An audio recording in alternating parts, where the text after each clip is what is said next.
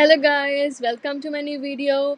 So today I'll show you how to get a volume on your hair with the Revlon Hot Air Brush. ठीक है, जैसे आपने लेना तो आपने इसको मीडियम, इसकी तीन ऑप्शंस होती हैं सेटिंग की, लो, मीडियम एंड हाई. अगर तो आपके बाल बहुत ज़्यादा वेट हैं तो आप हाई से कर सकते हो, अगर तो नॉर्मली वेट है लाइक बिल्कुल हल्के हल्के से तो आप मिडल और लो के साथ कर सकते हो. ठीक है, so let's see what's in the video. I hope you guys enjoy this video.